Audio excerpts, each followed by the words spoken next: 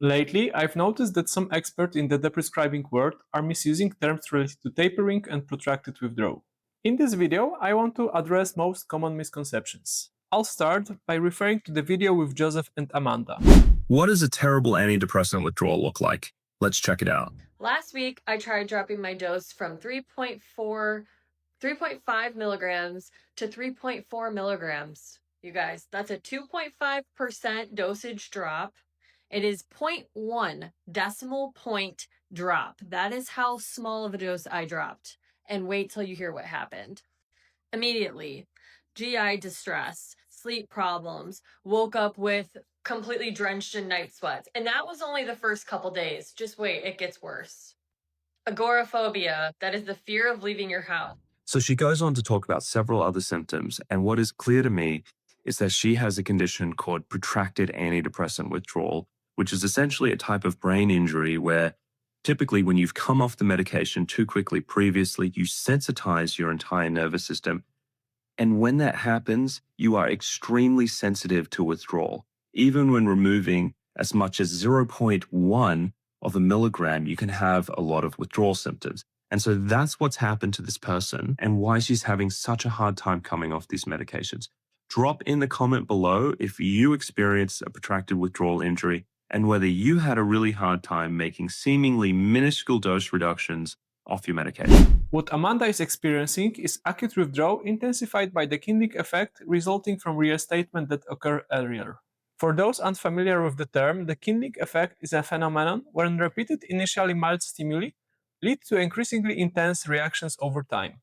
In this case, it was triggered by the rapid discontinuation followed by the reinstatement of the medication. That's why now, even a small dose change results in a severe acute withdrawal symptoms.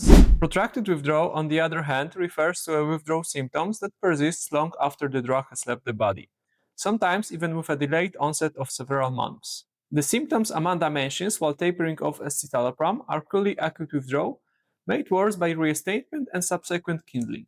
Another point worth discussing is the claim that protracted withdrawal is a form of brain injury.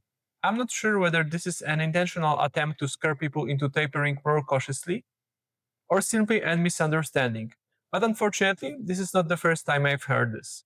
First, we currently have no neuroimaging studies that support this claim. Secondly, while protracted withdrawal can last for years after discontinuation, the median recovery time is 37 months, and the vast majority of people do eventually fully recover. If it truly were the brain injury, it would likely be detectable in vivo studies using fMRI, PET, or postmodern techniques like Nisl staining. Protracted withdrawal is more accurately described as a consequence of autonomic dysregulation, where the body simply needs a long time to return to homeostasis. Calling it a brain injury can take away people's hope for recovery and create unnecessary fear, especially in a community that is already highly sensitive to stress.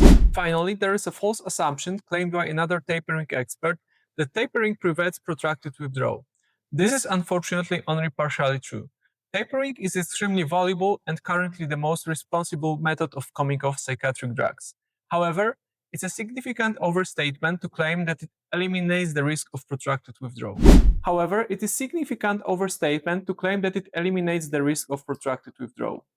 I've seen many cases where people follow a hyperbolic taper over months or even years and still experience protracted withdrawal once they reach zero. Tapering mostly helps minimize acute withdrawal symptoms, but its use does not correlate with complete avoidance of protracted withdrawal.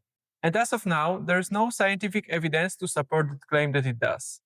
I believe what Mark Horowitz and Joseph Withduring are doing is incredibly important, and we absolutely need more people helping others come off psychiatric medications safely.